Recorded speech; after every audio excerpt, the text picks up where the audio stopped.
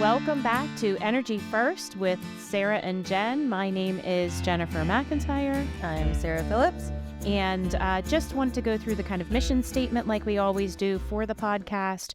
We talk about everything that has to do with education for our sector. So that's education that can lead to a career within the industry, or education in regards to new technologies that are coming up or currently being used in our industry. We talk about legislation, so that could either be legislation that is already in effect that has implications for our industry, or legislation that's been proposed that is going to affect the industry. And then most importantly, we talk about the people of the industry, because they are what make the industry the wonderful industry that it is. And then real quick, we want to go through our sponsors like we always do. We want to thank Deepwell Services. Mark and John have been wonderful supporters of ours. Macuso's Services, which Shane Thomas, who used to work for Range, is involved with that company. So thank you guys down there. And then Women's Energy Network Pittsburgh chapter have been huge supporters as well. As always, we're looking for more sponsors for the podcast. So if you are interested in supporting our efforts in getting the message out, please, by all means, get in touch. And then we are looking for speakers too, currently kind of booking through September, October. But if you have an interesting story or you would like to come on, by all means, reach out to us and we can discuss. Super excited. I do truly think I'm literally on the final cusp of having the approval for our frac visit. We're going to go out on a live fracs location and interview some of the guys out there. And the same with a drilling location. We're going to go out and talk to some of those guys, find out how they ended up where they are, what they think about working in our industry. I'm so incredibly excited because those are my people. And it'll be really good. So without further ado, we have an incredible guest today. I'm going to turn it over to Sarah to do the introductions. And yes. Before I do the introduction, I just want to reiterate this. Jen and I put a lot of work into this because it means so much to us. And we are an oil field family. We love you guys. We love everything about it, the ingenuity, the camaraderie, and we really asked for your support, ask for our family support through sponsorship. So if you or anybody we know that a lot of you guys support the efforts. We get calls all the time. Yeah. So it's wonderful from all over the world, which is amazing. Yeah. And so the product is there. We just need a little bit of help with the support. But anyway, I'm here to introduce the not-so-average Joe. So Joe, he's had over, I think I counted 64 publications. He's an expert eyewitness. He's had hundreds of speeches. He's worked for so many different companies in the field all over the world. What else have you done, Joe? He has a patent. What hasn't he done? What hasn't he done? He's worked in drilling, production, economics, gas processing. He's done everything. And we're just very, very fortunate to have him on. So, Joe, do you want to tell us a little bit about yourself, your family, and the beginnings of your career? Sure. Thanks for the introduction, and glad to be here through a mutual friend, Ryan Tyree, right? Yeah. Hi, Ryan. Thank you very much. But yeah, I think if you live long enough, you're going to accumulate a lot of things on your resume. So yeah, I don't know how you did, how you squished all that. 64 and still pretty active in consulting, my own consulting company, as well as working for Deepwell, part-time, working for a company called ResFrac, part-time, and really involved with Society Petroleum Engineers, involved with a foundation, United Methodist Foundation, on their board, as well as a couple other boards. So it's easy to be busy. But I think when I grew up in Hanover, I don't know if you know where Hanover's located, near, where Gettysburg is. Yes. Okay. Yeah. So growing up there, I would have never thought that I would be in oil and gas. There is no oil and gas over there except in a pipeline. And my dad had a plastics business, and he was very young when he started it. And I started working in it very young. And I think he thought I was going to be the heir apparent. And I just wanted to go a different direction. So I went to Penn State and was into engineering for 2 years. All the engineers are about the same type of classes. And into my sophomore year, you have to pick a discipline, right? You got to be mechanical, electrical, or whatever. And my dad said, hey, just make sure you get a job when you get out of school. So petroleum engineering was hiring everybody that could read, write, and too young. You graduated in 1981? 81. 81. How many people were in your class? I think we were less than 100. I mean, it was a pretty big class. Okay. It was petroleum engineering, and we all got jobs. We could have went anywhere in the U.S. we wanted to. So I was getting married, went to Bakersfield, California, where I had worked before, and started with Getty Oil. Okay. So Yep. if you remember Getty. Yep. So Mr. Getty was pretty world famous, has a lot of history about him, good and bad, a couple movies and books. Then Texaco bought us.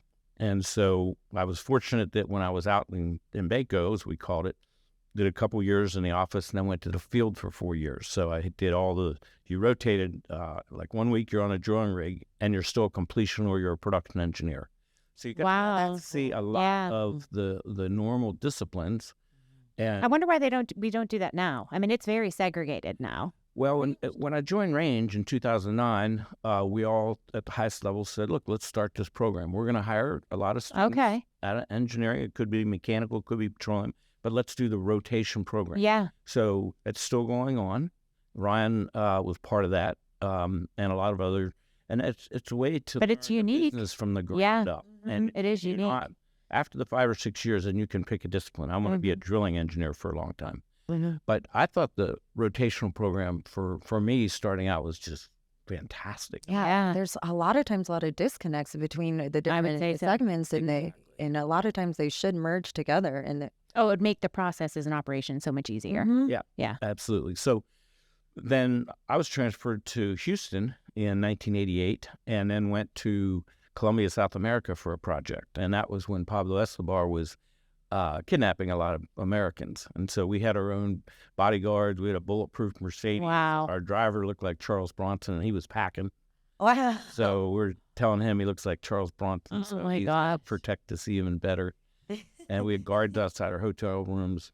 Wow. Flew out to the field, which was Texaco and I forget the Colombian oil and gas company. They had a big development out there of vertical wells that was within 30-minute drive of Medellin, which was where Pablo lived. So we were we were there 2 weeks, and we were always nervous, but our bodyguards hung with us and didn't let us get in there. That's crazy. He had some buried money. He buried money everywhere, didn't he? I think that he hid it everywhere. I remember seeing that show, and I think you're right. Yeah. So were you guys out there in that desert digging for that money when you weren't on that drill rig? Tell us the truth. I wish. No, actually, it's kind of a jungle. It's a canopy of these type trees. It's not a thick interwoven. There's space in between the trees, but what we were doing is collecting core samples. Like they had drilled a bunch of exploratory wells over there, and they had to build a little airstrip to bring in all the equipment. And then they took rock out of the ground, took some of it back into the lab to analyze, and they built a metal warehouse to store it on location. So our simple job was to go into the warehouse and see how much core's there and just write down what depth. But in that process, we flew a Merchaka, which is a two-wing biplane crop duster. And they fly low? Yeah. And you can take off and land in like 50 yards. Wow. It's the most violent, brutal thing to go through, but so cool as a 28-year-old guy. So we got in and out of maybe 10 different locations for a week through the Merchaka. Wow. So through the jungle. And then in 90, I came up to Pittsburgh. We were going to go overseas and had a nice offer in Coral Gables, Florida, to look after Latin America and West Africa. But at the time, I had sold my wife on a 5-year plan to get back into Pennsylvania. We had 2 kids. And then we were already 8 years into a 5-year plan. So a job came up in Pittsburgh with a great consulting company, S.A. Holditch and Associates, Steve Holditch.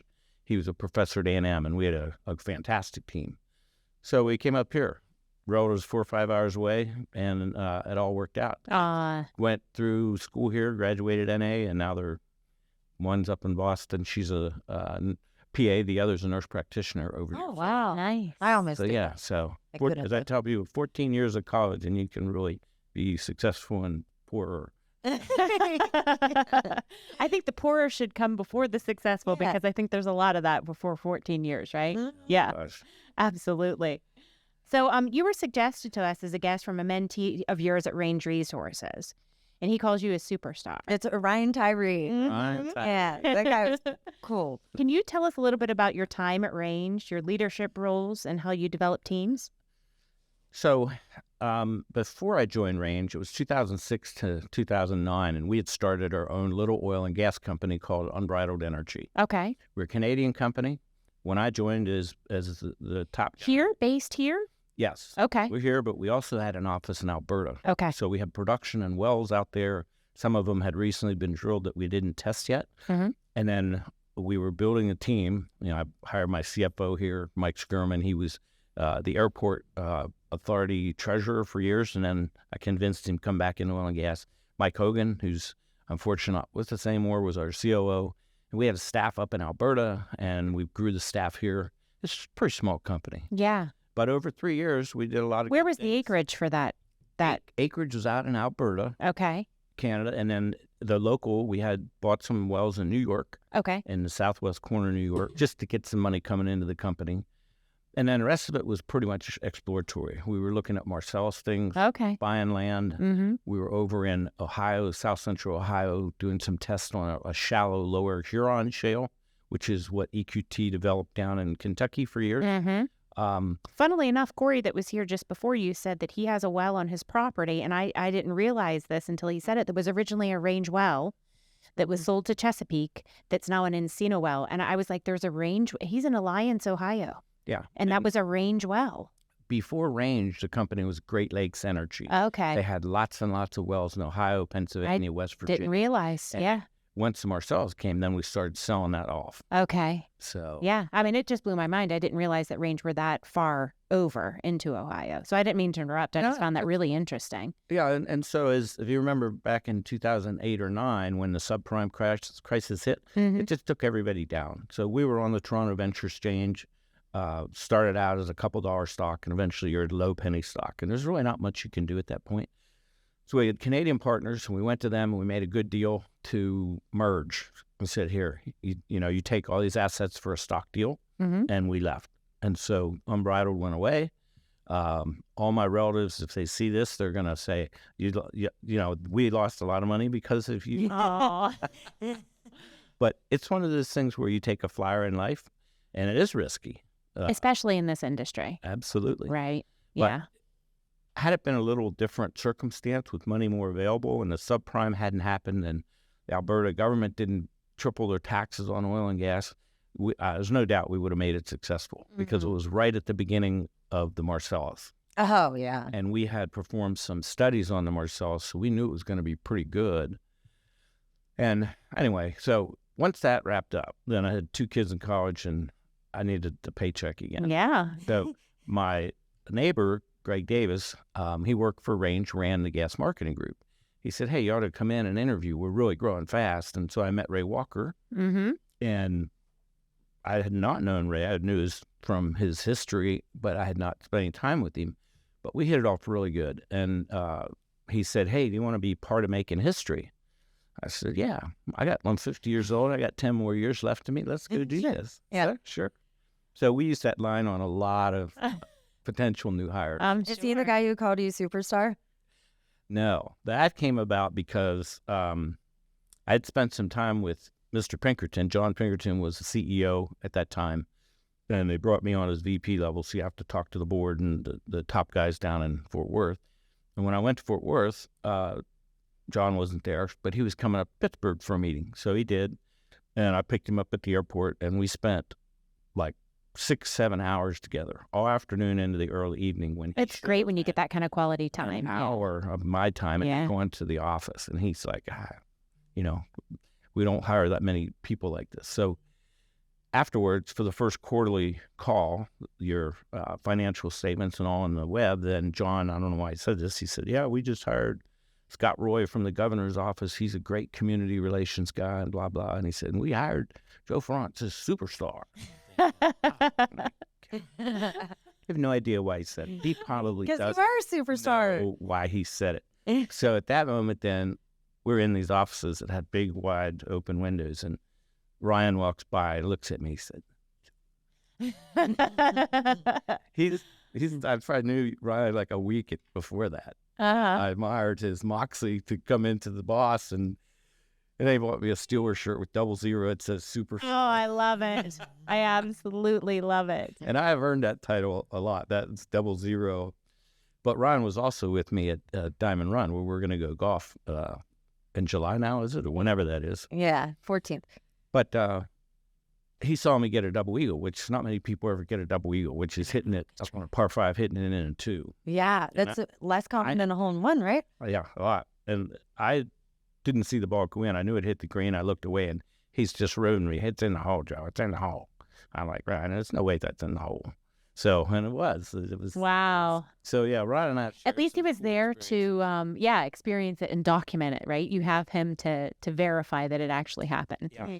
And I have the scorecard. My wife does a good job putting together the scorecard and framing it. And I love it. right beside the 00 jersey. So as a superstar, you obviously built some phenomenal teams at Range Resources. Can you tell us a little bit about the mentality behind, that team building? Yeah, I think there was a lot of activity with different operators. So everyone was trying to bring in people from around the United States that had experience. And then we had to grow locally the talent from the college kids. And so we would, really have a good intern program. And you would get to see the young ladies and men in action for a whole summer. And we had, and Ryan was part of Matt Oakrey developing the intern program. And it was unbelievable program, probably one of the best programs we had in all Range, because at the end of the summer, the college students had been on a drilling rig, a frac job. They did a rotation in the summer. Wow. So they had their own individual projects and they had team projects, but they knew everything from here's the permits I need to send in, here's how I'm going to build my location, my roads, all the way to the production facility, and even going through the Mark West gas plant. So I was real proud of That's amazing. The program that Matt and Ryan put together, and that's, as far as I know, it's still going on. But it means that your people are interchangeable somewhat too. So, if you have a necessity to move somebody from somewhere else in your operation, you know that they're going to be capable of dealing with that. And there have been various times through Range's history that I've seen that happen. Someone has been taken from drilling and been put over to completions out of necessity for whatever reason. And that wouldn't work in the majority of other operators because they haven't done a program similar to that. So it's very interesting. Yeah. I absolutely love it. I think the goal is always to cross-train folks as much as you can. And we had people that went into the planning group, for instance, or maybe gas marketing, because they had a curiosity. They wanted to learn something. So you go and do that job for a year or 2 years, and you're functional. You help out that department, and then go on to something else. I think it is, I've been pretty fortunate not to have stayed in a job for too long through my career. And it's just more exciting. It keeps your energy and passion level up. But it's, a lot of people, though, they want to be a driller. They love it. That's all they ever want to do. Yeah, so I know quite a few of them. I understand that mentality totally, and they know how to do it. And they do it well. Good at it. Yeah. Yeah. So. Yeah, I'm not like that. I need to constantly transition, in order to stay challenged and stimulated. Right. So I've really touched on everything from pad construction, drilling, completions, production, midstream, and now pipeline. So I know enough to be dangerous in all of those things. And some of the things I've chosen to learn more about because I found them super interesting. But I find myself falling back into drilling. I mean, that's just where my heart is, right? That's where I learned the most. And I don't know. So I think sometimes you do find that kind of niche for yourself. It just really depends. But I'm glad I know what I know about all of it. I can talk intelligently about the majority of our processes, right? I think that's important. Yeah. So I think I look at each of our departments, say we had our drilling group or even our regulatory group, and how they grew and how they interacted with their people they needed to, and the communities that we have to serve, and all those townships out there, and educating them.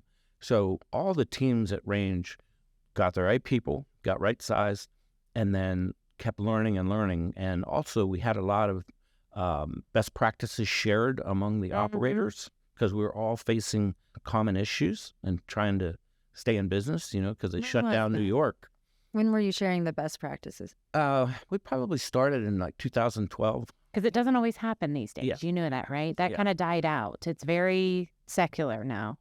There's not as much sharing as there used to be. That's for sure. Yeah. Which is a shame.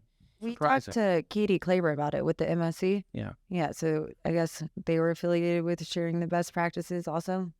Yeah, and it's Yeah, just kind of died out. Mhm. In the MSC, when I was with Range, I was one of the reps to the MSC and was part of that drilling completions group. So we did a lot of best practices. Dave Burt was the guy that wrote all that early with Chesapeake. I don't know if you know Dave. I did. Yeah. No. Yeah. Yeah. And then I came in after Dave, and we had it pretty much all finished. But then we worked on a lot of different best practices over the course of time. But to go back to Range, I just want to, well, I'm still thinking about drilling. If I don't complete this, I'll lose it. And I was just so impressed when they were challenged, hey, guys, we're really good at getting to 8,000 foot lateral, but we might want to go to 12 and then 16, because by going longer, everything is simpler, except at the end of the day, you're going to drill fewer wells, right? I Yep. won't need as many pads. It's better, efficient use of the land the further we can drill. And it was 9 months of study with drilling team and consultants, and a completion team had to do their part. The production team, the facilities had to upsize the facilities. And over 9 months, all of a sudden, we're out there jumping out to 12,000 or 16,000 crazy. feet. And now some operators are going over 20,000. Yeah. So that technology and that ability to continue to grow and improve and make more capital efficient wells and better land use, that is a big, big example and step change of how our industry's gotten better. Oh, absolutely. Absolutely. Not to mention the cost savings. When you're moving that rig for these shorter wells where we were, it's expensive to do that, to move them repeatedly. So the more you can get out of that single location, the better. It's quite amazing what we've managed to do. And it gets better literally every year. I have this not argument with people, but they're like, we're never going to go up to the rig count we used to have. Yeah, we won't, because we don't need them. That's right. It's never going to come back. Yeah. And it's going to continue to decrease. I mean, that's the reality of this. And it makes me sad, because a lot of my family and friends and colleagues, work on that side of things. It does mean less jobs, but it also means progress for our industry and more production, right? Which is the actual goal here. So, But I think this, the whole industry is going to be really steady. We're pushing 35 BCF a day from Appalachia. I think when you add MVP, I think it's another 2 BCF per day. So that'll fill up, instantaneously. And we'll have to keep that full. So you're gonna have to absolutely. drill a bunch of wells every year to keep that gas coming out of the ground, Absolutely. which is a good thing. Yeah, Yeah. it is. And I actually see a lot as the P&A programs increase in our states. A lot of these drilling guys, I see them moving over to those processes. They already are, a lot of them. As they get a little bit older, they don't want to maybe travel quite as much anymore, Joe. They kind of like the idea of P&A. They do Monday to Friday, 10-hour shifts during the day. They're home every night, and that's never going to go away. So it's just like everything in our industry. It's just going to transition into something else. It's not going to go anywhere. It's just going to transition. I'll tell you a big transition, too, is geothermal. Oh, Government's so done a lot excited. on Yes. Geothermal, and the ResFrac, when that company has a software that is the state of the art. I mean, it's the only commercial software like it that's, coupling the hydraulic fracturing process with the production process and looking at parent-child relationship. But they're getting into geothermal in a big way. Because you're going to frack those wells. Yep. And try and link up one well to another and get hot water or steam out of the ground. So there'll be a lot of transitions. Yeah, it's exciting stuff, though. Yeah. Every time we bring something new, usually Hans gets hit up if he's doing it. I'm like, can I come out and see it, please? And he's like, sure, come out and see it. Yeah, I love that. So on top of Range Resources, you've built other successful teams as well. Can you tell us a little bit about that? Yeah, I think that I've been pretty blessed to have really good leaders and mentors. I mean, when I look back at my whole career, the first guy that steps out to me is Jeff Hatlin. He was the craziest guy, but he was maybe 26 and we were all 22, yet he was our Young. You're all team young. leader. Yeah. And then going down to Houston, and I worked 2 years in a research center, Gary Pretty. I can name all these great mentors. And I was there for 2 years. And I'll tell you a quick story about technology, but I think Windows came out in 85, but it was a DOS-based version, your C:, greater than, you type in your command, execute some program. And then by 88, I'm in this guy's office, one of the researchers, and he's like, wow, look at this. And he's popping up different windows and executing programs at the same time. I said, what is that? He said, that's Windows. Wow. The new Windows. So it kind of dates me. That was in 88. But when I came to Pittsburgh, there was a fellow, Mike Gatens, that recruited me. And Mike is one of my dearest friends. And he's left Holditch & Associates when Schlumberger purchased us. I was about to ask if Schlumberger purchased you. Yeah. They did. And so it was Mike and George Von Eve, another great friend. We were all at Holditch & Associates, and we had a great team. And most everybody stayed with Schlumberger. But those guys went to Calgary and started a consulting company. And they did very good and eventually became operators and were buying wells and drilling wells and have done it a couple times. So, I could go on and on. Greg Gublin was my Schlumberger boss. Then Ray Walker at Range. So blessed to have these people. No, listen, John was a phenomenal human being. He's one of my favorite people ever. I was very, very blessed to know John and his daughter as well. She's just wonderful. So a super big loss to the industry. Booming voice, and we go over to eat once a week at the hotel. Was it Garden Inn or the hotel or hotel? Hilton Garden Inn. Yeah. He's an amazing. It to the chef. We're in the outside, and the chef would come and open the door. He'd say, "As rare as you dare on that hamburger." He was just a wonderful man in so many ways, shapes, and forms. So, you had all of these wonderful mentors, and in turn, do you feel that you've spent a good portion of your career mentoring other engineers? I think you get to a point where that is your role. I mean, as leaders, as higher level people, where you're not doing the work anymore, you got to be a rah-rah, you got to be an empowerment, all those buzzwords that you hear. But you really have to have people believe that you believe in them, you trust them, and that I used to tell, when we were consulting, I'd tell our guys, I said, you're doing this project for this company and for this person in the company. I'd like you to know his grandmother's dog's name. Oh, that's a good idea. That's how deeply embedded I want you to be on a personal level. Yeah. It's more difficult. Times have changed a lot. And now people put up a lot of walls. They don't want to let you get in like that. But you can figure it out through Facebook, though. Yeah. We stalk our clients. But I forget where I was going with any of this. But I just think that the way it used to be 10, 20 years ago and how we mentored and trained people was very different now. Sure, I agree. And like I work with students at Penn State, petroleum engineering students. I can see over the past 5 years how things have subtly changed. And COVID probably had something to do with that too. We have a whole kind of generation that missed out the first 2 years of their college education together, right? And of course, all the social media has changed the way we communicate. I remember some of our engineers would like to write these lengthy emails, and I'm spend a half hour on it, and I'm thinking, well, that's gone 2 doors down. Why don't you just walk down and have a conversation with them? Yeah. There's no need for an email on this, but it's just different styles. It is. And you have to recognize what works best with that person, I think, to actually reach them. I've certainly learned that too, right? So that you can still, I don't know, connect with them somehow. Sure. Yeah. We do a lot of mentoring as well in Women's Energy Network. It's something that's pretty important to both of us as well.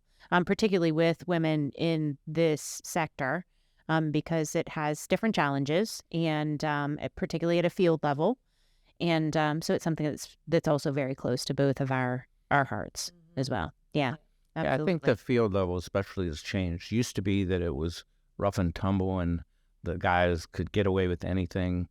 Even when you're talking guy to guy, I remember the first time I went out on location and the field, and we're drilling wells, and the guy that was the field guy running the location, he had fingers about that fat, and he came up to me, "Hi, young engineer," and I swear he put his fingers so far into my chest he touched my heart. Oof. Yeah. Just to let me know that he's the boss.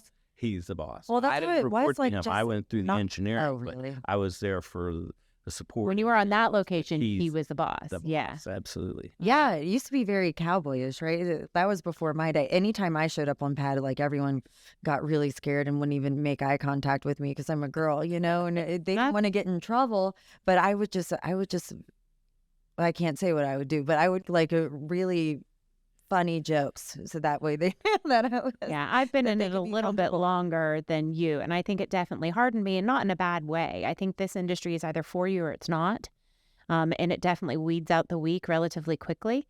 But I honestly do not see myself doing anything else ever for the rest of my life. This is definitely my life, but it did make me who I am. That's for sure. Yeah, and I think with any industry, there's always a lot of ribbing and things like that. Sure. Like my father-in-law worked in a paper mill. Pretty tough crowd working Oh, in a yeah. paper mill. Steel mills are the same. Coal miners are the same. Right. And so I think a lot of industries have softened up, and that's a good thing. Yeah. But to close the loop on Dave Moore, who had the big fingers, I'd watch him put together his morning report. Has to summarize how much money he spent for this, that, and the other thing, and then I would report that in. He had a small calculator, so every time he put his finger down, he hit $2. So what I do? A couple of days later, I bought him this humongous calculator, got these big separate numbers, and we were best buds. Oh, you liked it? You didn't think you were making fun of him? I love no, because he really needed it. I love that. That's Yeah, good. so- I love that. Yeah. But if you were a kid these days, you'd be looking at your phone and you wouldn't even think to do that because you'd be too afraid to talk to him. Correct. Yeah, there is a lot of that, unfortunately. So we're going to switch gears a little bit and really kind of focus a little bit more on the industry itself. And obviously, you've had a somewhat lengthy career. Oil and gas is full of boom and bust cycles. I'm sure you've seen your fair share of these. You've survived 8 of them, in fact. How did they impact you through your career? I learned that there's 3 things we could always do. And when I say these, I'm not making fun of anything, but we knew we could say, welcome to Walmart. Attention Kmart shoppers. And would you like to double size that? We knew as petroleum engineers, we were so specialized that there wasn't many options for us out there. Oh, yeah. So, but we always had these, and we joking now, those are all great jobs, don't get me wrong. But we just didn't feel like You weren't where would we go? transferable, I right? had no idea what we would do Yeah. if we got booted out of the industry. So I always worked my hardest not to get booted out of the industry. And I'm very fortunate. And That you never have. yeah, and so it was just a blessing. But I think, too, you have to be a certain type of person. You have to be hardened. You have to have that inner peace that says, even if I do lose my job, I may have to wait 6 months, but I'll get it. If I really want to stay in this industry, I'll find a way to stay in the industry.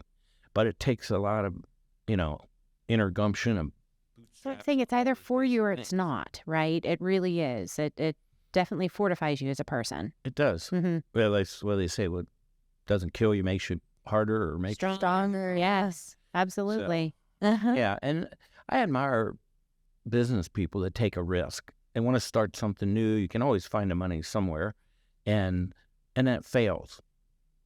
And then they wait 6 months and have another idea, and then they start a business, and it fails. I think Abraham Lincoln was the best one at failing. If you read his bio before he was elected to the Senate, he had failed at everything he did. Really? He was abused as a kid by his dad. That's part of the reason why he really resonated with the slaves. Yeah, so then he became a senator, I think, in Illinois, or I think it's Illinois. Then he became president. Mm-hmm. Very unlikely, and at the right man at the right time. Mm-hmm. So Yeah, but I think probably those experiences and for definite, for a fact, those experiences made him the man that he was, and in turn the president that he was, right? Had his life been different, then he wouldn't have been the person that he was. That's how that works. That's how it works in this industry too, and makes us who we are. So, but yeah, along those lines as well, one of the other things that you have done in your career is you've given several consulting expert witness testimonies. Which case was the most interesting to you and the most impactful, and why? yeah, I think there were 2 spacing hearings, well spacing. The states can dictate how close you drill. Each state has its own separate rules, regulations. And how do they reach out to you, just out of curiosity, for these things as a subject expert? Just through word of mouth? I mean, how does that? Ryan Tyree. Ryan Tyree, Ryan Tyree probably wasn't even born when I was doing these. Really? How does that start? Just with people working with you, and they realize you're we had a really good team at Holditch and Associates. So we had a great reputation, and we had offices around the United States and actually one over in Venezuela. But we had so many different skill sets that the lawyers representing operators knew about us. Okay. Yeah. We did a lot of that work. And then there was one in West Virginia and there was one in Arkansas that I remember. And they were just simple spacing hearings, but you have to do a lot of technical work to show how far apart you can drill the wells so that they're not interfering too much with each other. Sure. You want them interfering a little bit, you just don't want them draining each other too quickly. Yep. So especially the one in Arkansas, we were working with Southwestern Energy, and they were about to start to drill the Fayetteville Shale. And we had to go in front of the state. They did, and we did the background work to change what was going to be, used to be 1 well per mile. Wow. That's it. And they wanted it down to something more manageable. And the fact that you're going to go into horizontal wells, pad drilling, all this thing. And it was a big deal because, you know, unlike Louisiana, where everything is, the regulatory work is probably as good as you're going to get, if you know what I mean. In Arkansas, that panel was stuffed with folks that had their own small private oil and gas, and what they were going to let us do was going to impact them as well, and they knew that.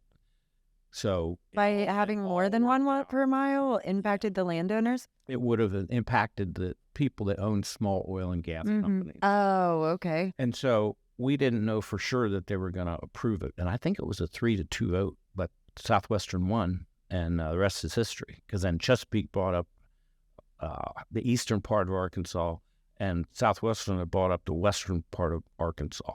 Yeah. So anyway, but those are 2 fun cases, and probably impactful would be the Southwestern.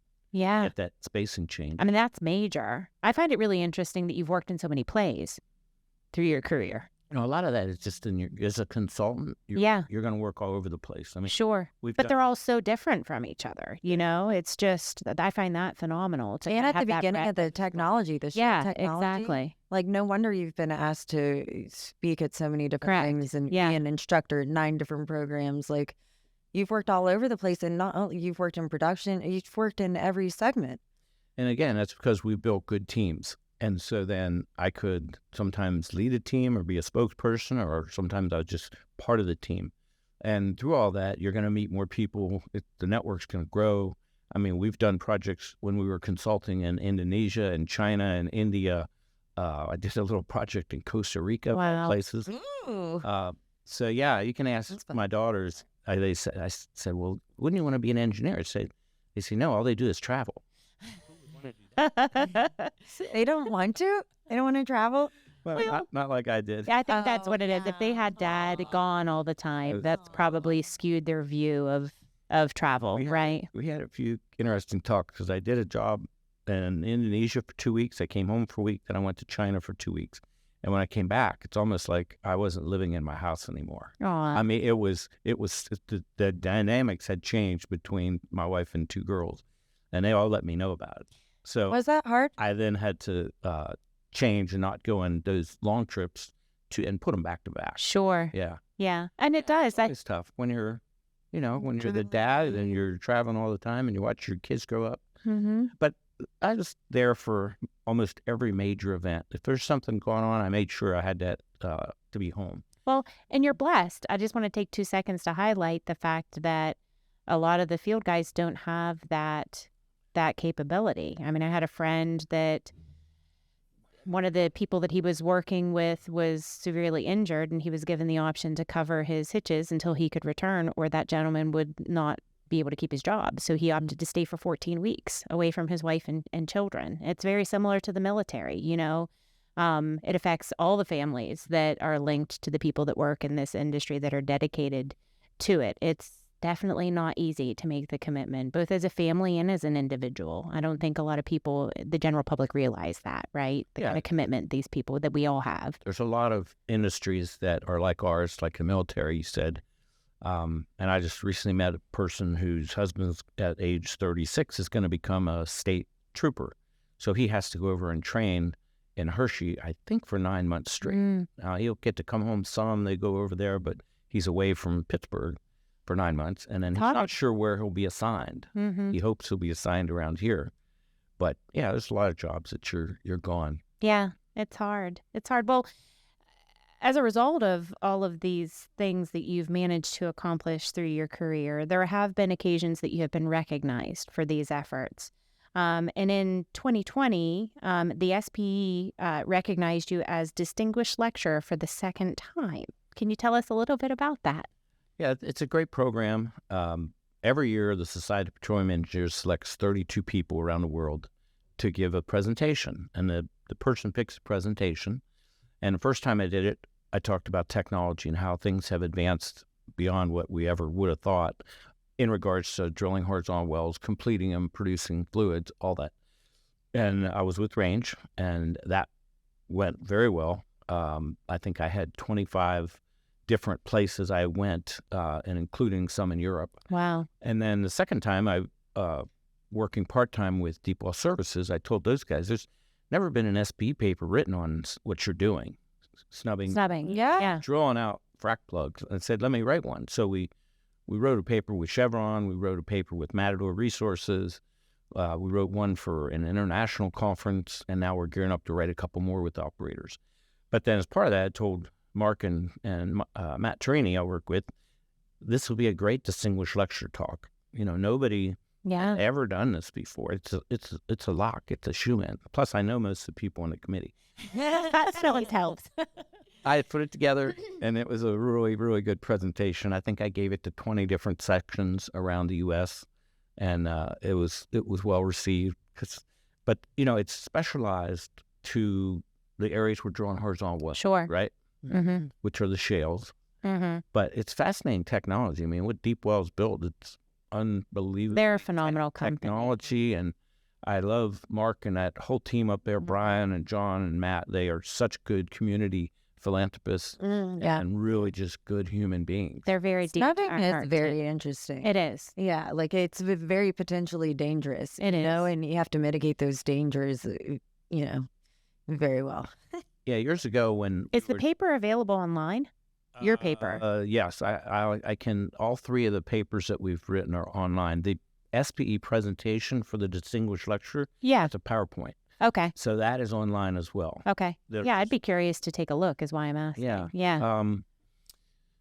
Where's it going with this? The big thing about Deep Well to me and what they've done is to make it safer. Yeah. And to make it faster to make connections and to continue drilling out one way the whole time, as opposed to coming back and forth in the well like we do with some other equipment. When I was starting with Getty Well out in '85 out in California, we were drilling shale wells, but they were vertical. Mm-hmm. And we would do 3 fracs, one each day, and we'd frac it. We'd run a bridge plug, set it, frac on the next zone, set a bridge plug, the third zone, frac it, set a bridge plug. So we used a snubbing unit to go in and retrieve those 3 bridge plugs. Mm-hmm. Very dangerous. Back then, Is the pressure was high? The pressure was high and the equipment wasn't as good. You're always releasing fluids into a tank. It's just so different than where we are today. So back, 20, 30 years ago, snubbing had a certain connotation. Companies like Exxon would not snub. That was in their Bible. Really? Shout not snub. Because it was dangerous. So, but now I won't say it's totally safe because you got 4 or 5 guys working in a basket 40 feet in the air. But I've been up there and it seems pretty safe. I've been up there. I was scared to death. Oh, I liked it. It was exciting. It was up too high. It was connected to the man basket and shaking. And I love it. And I don't like heights, and I love it. Me either. Yeah. I worked with my little baby workover rigs where I was comfortable. So, next question. Could you tell us a little bit? You've been involved with the Appalachian Basin Operators Forum. Can you tell us a little bit about that? Yeah, so that was something started back, I think, around 2012. I think EQT was one that was pushing it, and we had Kyle Mork and his company down there in West Virginia. And so it was like there was maybe 5 or so big operators that had spent a lot of money and were drilling wells, collected data. Then there was another 15 or 20 new companies coming in. So we were very, very deliberate about training people that were going to be in a wet gas area. We'd had some accidents. The wet gas has condensate. The condensate has a lot of vapors. Vapors are heavy. They'll go to the ground, and someone could blow up. And Chesapeake had an incident and burned a couple people. And so we thought it was critically important that everybody know the best practices and know we would invite folks onto our location to look at our facilities and how we're handling everything, including the trucks that came to load the condensate and take them to the refineries. So we started this, and it was, I don't know, maybe 10 companies, and it grew to almost 30 companies, all operators. And everybody would get up the first afternoon and just give a quick overview of what's our activity, what's good, what's bad that we see. And then we'd have breakouts. So the drillers would go in the room, completion people, reservoir engineers, geologists, production facilities, and regulatory. We had you had land would attend too. We had land. Yeah, we added land. I may or may not have gotten the guest list once or twice, Joe. I'm not going to tell you how I did that, but I did. No, anyhow. But it was really well attended. We did it up at McCollin, and it was just, a half day, and you're out. Did anyone ever give up proprietary secrets? No. It's funny, in our business, there's not a lot of proprietary secrets. But they act like there is. The service companies have that for their tools and how things work. But for the operators, I don't know that there's that much proprietary. Right. I thought how we were talking earlier, stage spacing was a big deal. Yep. Yeah. Isn't that a secret? Every operator... Generally, you can find that out, what each operator is doing. There's a state report form that they have to fill out, and if you're really smart, I think you can get down to that level of detail, or just make a call to your buddy and he'll tell you. Yeah. And I've helped. I mean, there have been times where somebody from a certain operator has called me and literally asked me, "Hey, have you heard of anybody doing this?" And I'll be like, "Actually, I don't want to give you his number, but how about I give him a call and see if he'd be willing to talk to you and just kind of connect those people." I've done that several times over the year. Yeah, absolutely. Yeah. There was a time where we were installing a different type of fracking procedure. So we got away from perf and plugs and went with a coiled tubing unit that NCS multi-stage does. And so we did 10 wells with NCS multi-stage in certain parts of the basin, just to experiment. Can we physically do this? What's the cost? What's the well production going to be? And they would be a niche use when we needed them. And so that we kept under wraps, the production data, for a while, and that we were even doing it. But eventually it gets out, and everybody, wants to know the details. Sure. And I'm sure NCS, they want to tell everybody in the basin that, oh yeah, we just did 10 wells for range, and oh yeah, you should use this too. Wow. Yeah, and I think it's important. There's a difference between not wanting to share information at all and being unwilling to share incomplete information, right? Until you have the entire results. I mean, that makes a lot of sense. You're not going to share something that's been partially completed, right? Right. You don't have all the data at that point.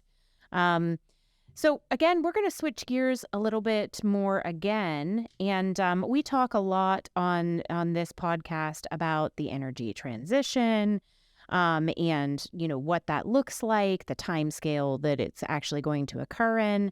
Do you think that is a realistic expectation, what we're currently portraying, or do you think it's a little bit premature? Yeah, I think all Americans are worried about how fast this is rolling out. And probably everybody's in agreement that, yeah, we do need some form of renewable. But we have all these other great energy sources that we could clean up. We are cleaning up. To use them and even clean them up more. Yeah. We want, as a country, I would think, to be as energy independent as we can. We just saw what happened over in Europe. So we have some of the best low sulfur coal in the world. We have more coal than any country in the world. Why can't we figure out how to burn it cost effectively without putting CO2 in the air? They're doing is the carbon sequestration. So that's doable. I think nuclear is a great energy source. Absolutely. Yet everybody's afraid of the waste, and so you got to figure that out. So all energy sources have their pros and cons. But even renewables do. They do. I was reading at the Wall Street Journal, and they had a great article today about nickel. Where's nickel come from, and how much CO2 is released in the process of getting nickel out of the earth, the same as lithium. It's a lot of things that if you took a tour bus and you said, this is how we get this product, you would say, well, we should never be allowed to do that. Yeah. Who would do that to the earth? Like or the standardized that are standardized actually getting it out. Yeah, absolutely. And with every, we're so dependent on China for so many things that the whole renewable thing is still going to be even more dependent on. So we learned actually from the Petro Nerds girl. What's her name? Tracy? I don't know. But anyway, yeah, Trish Curtis. That's it. So she said since the Ukraine war, the rare earth metals that are needed for the renewables has increased by 85%. The demand for Chinese rare earth metals. I think my biggest problem with it is that I take a great deal of pride in the best practices and safe practices that we have here as an industry and how we are constantly trying to make them better. When you take those processes, any of them, out with our control in this country, there are not the same expectations in any way, shape, or form in any other country. And that's a major problem to me. It's the actual tax and loss of human life in these other places that bothers me more than anything else, even than the climate implications, right? You take it away from here where we are doing it as safe as possible and do it anywhere else. And it's not the same. It just isn't. Yeah, so India and China, if you looked at their emissions, are just off the chart, and they're continuing to install coal. I mean, we'll continue to install coal, but they're starting to do some mitigation measures as well. I just think that, the United States has seen its heyday of low energy prices, and it's probably inevitable, especially with the way they're going to roll out the renewables. The electricity prices are going to go up substantially, and it may become an intermittent source. If you read a lot of this and that in different states, we'll see this summer what happens. But all that saying, you need a lot of energy options to keep the prices low. Yet, what do you tell folks in Africa that no, you can't burn? Yeah, that's what I'm saying. So not only is it responsibly and sourced like with humanity in mind, but also it's the things that we do source has humanity in mind. Absolutely. Yeah. So it's safer to actually produce it, but then we also get to enjoy the fruits of our labor. Yeah. Here, I think not in Africa. If the earth warms, if the earth warms, which it looks like it is slightly, people will adapt. If the sea level rise a little, people will adapt. They're not given the human spirit in the way the humans have worked. Like, what was it, 1940s? You had the Oklahoma Dust Bowl. Couldn't grow crops for years, and they said, we're out of here. We're going to Bakersfield. I'm not sure in 1940s that was caused by climate change. Yeah. All these natural rotations of the earth and increased sun flares off and on. So there's a lot of other things that can lead to, more CO2, warmer temperatures, things like that. So and there are a lot of adapt. Yeah, I agree. And kind of falling into that, you actually worked in California. And when we think about California and its climate for our industry, let's put it that way, there's just a general consensus that we're not particularly well liked there, despite there being a very rich history in our industry in that area. Can you tell us a little bit about your time in California? And then do you feel that the general public has become friendlier towards our industry, or has it gotten worse? Well, it's definitely gotten worse. Okay. I mean, all my career, there was never once somebody came up and from the public and patted you on the back and say, wow, thanks for giving us low gasoline prices. I'm waiting. Thank I want you that to so happen. much for low and abundant diesel to be available. Oh, the electricity cost is low. Thank you so much. And I just think that it's gotten so much worse because you have the far, far left group out there that the earth is going to end in 2 years. I mean, they've been saying for 50 years, the earth is going to die. There's going to be no more human beings. And those crowds are getting more vocal. They're still, I think, a super small part of our population. But in California, you could name 10 things besides oil and gas that they're just crazy about. I think that legislature out there is the most lopsided with Dems running it of any legislature in the United States. And every week they come out with something crazier than they did the week before. Do you think they sit in a room and they're like, okay, what are we going to come out with this week? What can we convince them? Yeah. I think they have a big agenda, like Florida. They got a big agenda, and they got a Republican-led, and they push every one of those through. But those are all things that benefit the citizens of Florida. It seems like outside looking in at California, there's nothing that's really benefiting. Was California like that when you spent time there? Did you see the start of it? Yeah. It was to an extent, but we were kind of sheltered in Bakersfield because that's an oil and gas town, Sure. a huge agricultural basin. Yeah. And when you're in LA or San Francisco, it's just a different mindset. Sure. Have you been there recently? I was in San Francisco a few weeks ago. We had a team retreat with ResFrac, and we went to San Francisco. Why would you choose San Francisco for an oil and gas retreat? Well, we actually have our owner, and 2 owners of the 3 are in San Mateo, which is close. So they said, let's go across the bridge, went to John Muir Woods. I mean, California, as far as their state and national parks, is fantastic. It's very varied. You have all these climates in that one state. It's pretty amazing. I love Yosemite. I've been there 12 times. Oh, wow. And it's just, they have beautiful. so many of those nice parks. So there's a lot of opportunity, but then you have to deal with the politics and everything that's going on. I mean, I don't even I could spend an hour. It's very unruly. It seems like rules aren't getting enforced there. Yeah, and I don't know if you could say the same for a lot of big cities. Correct. I would agree. I think that's I've being enforced. been to a few. It's pretty bad there. Yeah. As far as not enforcing. Yeah, and Pittsburgh's a fantastic town. I've been here since 1990, and I think the police do their jobs. The attorney generals do their jobs. We've got a good mayor in there, and it seems to have been charted along. Cities go for sure. Absolutely. I would 100% agree. But then again, the base is working class. It's Pittsburgh, for goodness sake, right? That's kind of what our roots have been for forever. So oil and gas people. Yeah, exactly. I know. See, you get good cities. Best.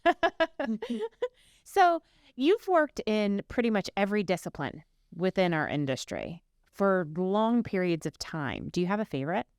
And you're going to make some enemies and some friends when you say this, but you need to tell us why. I'll be very political. I really respect each of the groups and what they have to do. And what I always pushed at Range is that we're not integrated enough. We don't have our I would agree with you. Goals aligned with each group in mind, or aligned maybe just for their own group. You could better dovetail things if shared goals. And if I if I went to one of my favorite groups, is a group that I really didn't know a lot about in the facility engineering and in the field construction, and all those people that did that work, I really respected them because they were much smarter than I was, and I was not. Like, for me, I'll open my hood of my car and I say, oh, that's an engine. That's all I need to know. That's the way I was with facilities. And John Applegath, he knew every widget on a facility, and before we turned a pad on, we would commission it and go through a heavy-duty half-day inspection, and John would lead it. And I was always like, I was just hoping he would never call on me to answer a question. He stood way at the back of the group. And I had Paul Deacon and Rich Natalie right behind me. I said, if he asked me a question, you guys got to tell me the answer. So it was intimidating because I'd never worked in that group before. Yeah. But I'm probably more of a reservoir completion guy at heart. And those two groups typically don't work together. The completion side is just happening in a matter of days on a well. And then the reservoir guys get the well for the rest of its life. They're going to analyze all the data. They're going to take the geology into account. But I really have worked most in my career in those two areas. Yeah. Reservoir is like nerdy, and completions is like, rough. That's a weird combo. We had the head of our reservoir engineering group, Ken Brown. He worked with me at Schlumberger, and he's got his master's in petroleum engineering. Smart guy. So we were just buying a new software product, and Ken derives the equations on our wall, on his wall, or the whiteboard, and then just left them there. And then there's a teaching moment for his young engineers and all. He said, now this is what, if you do this, then this is going to happen. But I thought, oh my gosh, it's so far above my brain capability. It's like, but I was now he doesn't put it in the algorithm. Or Ryan was great at spot fire. That guy could make spot fire walk and talk, and I couldn't even spell spot fire. Is that artificial lift? What's spot fire? Spot fire is artificial intelligence. a relational database. Okay. So it's like Access, the old Microsoft Access. Oh. You can put in a whole lot of things about it as well, and then make comparisons and plots. But it's relational databases. I could see you and I would be on the same page, not being able to spell relational database. I love surrounding operations person. myself with those guys, though. That's where you learn the most, right? What from those types of guys that have those real expertise, right? I love to pick their brains and ask as many questions as possible. the database guys? All of them. Oh. Anybody that's kind of a situational expert or an expert in a certain type of thing. You know what I mean? Yeah. Well, the company I mentioned, ResTrack, I'm working with, we had worked with them at Range, so I got to know them. And then when I left Range, I took about 6 months off and opened Frantz and Associates and went to Mark McClure and said, hey, I'd like to work with you guys part-time. And went to Mark Marmo, said, hey, I'd like to work with you guys, because I knew him. And what they're doing at ResFrac is really earth-shattering. It is taking things to a level that I've never seen in all my career. And that is, how do I explain parent-child relationships and one well fracking over and maybe interfering with another well? Which has wells been are complicated things to begin with. You might have two wells right side by side. Everything looks the same, and one well's one production and the other's the other. How do I explain that? The model gives us a way to go through the what-ifs. And so in 4 years, these guys have grown, and they're one of the largest software companies right now in what they do. And they have a consulting side. So they're just climbing to new levels. They're all over the world doing project, and there's 14 of us, that's all remote. Yeah, I used to always ask when I was fracking, I was like, how do you know, like, this frack schedule is actually going to be optimized or well, produce as much as you can? And nobody could ever give me an answer ever. But I guess there's fiber optic technologies now that can measure your perfs too. Like, there's a lot of that. We'll call it diagnostic technology that allows us to figure out where the frack is growing and maybe not in real time, but after the fact. And then I can tell which perforation is producing. How much should one well interfere with another? What's the geometry of the fracture? We still struggle with, where is my proppant? That was the always question I would ask service companies back in the day when I was working for an operator. They come in, what do you want us to build? I said, show me where my proppant went. How high is it? How long? We're still not there, but the models give us a way to do sensitivities to say, okay, it could be from here. Gives you a better probability. But it's not here. Yeah. It could be here, or maybe it's here. So, and that's good enough in our industry. Yeah. Because we can't say, like my boss used to say, I can see down that hole just as far as you can. So I think that it's as good as it's ever been right now. Yeah. And it's just only going to get better. Maybe AI is going to be the next quantum leap. Mm-hmm. Or maybe we eliminate the frac plugs and we go with something different. I don't know, but there'll be every 5 years or something. And I love that about our industry. Yeah, absolutely, constantly improving. We talked about doing multiple laterals out of one wellbore, and that's tricky and expensive. What? But if you can do that, let's just say I have two zones I want to do up on top, or maybe even one that's to the side. Just use one wellbore, one main big wellbore, and go down and drill the one lateral, then go drill the other lateral, and then combine them into the mother wellbore. Okay. And that is, you can do that right now. They do that on offshore wells, but it's difficult when you're going fracturing, and each of those two junctions has to have pressure isolation. So that you're not affecting the other. Yeah, that's kind of crazy to even think about. But I understand the reasoning behind it. I mean, the cost savings that would be involved, the maximization of your production in doing that. It's kind of, I don't know, it's cool to think about. I'd like to look at it a little bit more. Does it work offshore because the formation is thicker? Or typically they're not fracturing those wells. Not hydraulically fracturing. It's good high quality rock like sandstone. With a beach sand, you may be darcies or something. We're talking about 0.000 millidarcies with the shale, so you have to frack them. Yeah, that's interesting. Yeah, that's interesting. Cool. We've been really blessed to have a few guests on here that have had points in their career that are like, I don't know, marking points in our industry. And by that, I mean, we've talked to a gentleman that carried a very specific core sample that needed to go to get tested somewhere, like these things that we need to do that are just kind of, I don't know, pinnacles in time in our industry. And you were actually involved in the first modern Marcellus test well, correct? Correct. Yeah. Which operator completed this, and was it successful? Well, I'll have you guess which company it was. Range. So we wrote an SP paper about this with Jeff Ventura at the time. I think Jeff was COO, not CEO, but we wanted to get the story and the history about how the play came about. And Range had drilled an exploratory well way down below the Marcellus. Like they're going for Trenton Black River. That was wet, so they went uphole into the Oriskany. That had gas, but a lot of water. And then they said, hey, Bill convinced management, let's test the Marcellus in a vertical well. And so we did. So then we were going to do some special tests on it, which they hired our consulting group. And I actually went out to the field to supervise that. And we got that data and gave us a better picture of what we're dealing with. But that was back in 2004. Wow. I think the Wren's number 2 well, maybe. Anyway, so that seems like forever. They should name it after you. Yeah. We're gonna lobby for this. You name it the Zagorski well. Do you guys know? I heard he was the godfather of Yes. the Marcellus. You should have him come on. He's got a million better stories. Call him than out. me. Tell him to come on. He would. Yeah. Oh yeah. He just Oh, we would retired. love to. Did he? Oh yeah. Yeah, Okay. we would love to He's have a really him on. good guy. Great musician too. Oh, Oh my gosh, he can join my band. he can. He's acoustic guitar and keyboard. I play guitar. Don't do keyboard though.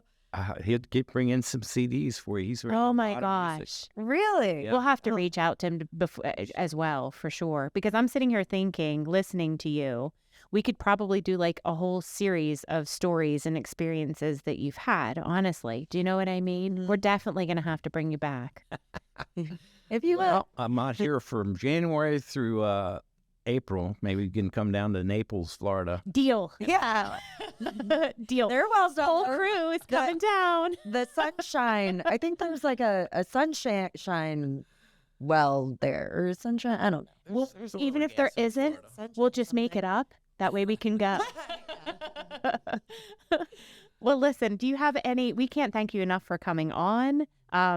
This has just been absolutely phenomenal. And I do truly believe that we could have you back repeatedly and still have conversation to talk I about. have a lot of stories, and people out there don't want me telling stories about them, but I could. Perfect. Oh, yeah. Juicy one. But do you have any final messages, thinking about what our mission statement is here? I mean, it's kind of a lot to recap. Yeah, I would say, I've always appreciated the folks that had a super high work ethic.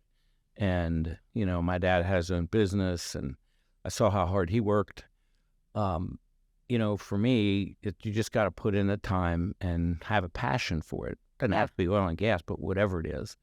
And with that said, it's real important to have a work-life balance, right? Yeah, we're not so good at that sometimes in this industry. It's work hard and play hard. Yeah. That's the big thing. And try and lead a balanced life. Too many people get wrapped up in only their work to the detriment of friends or family or whatever.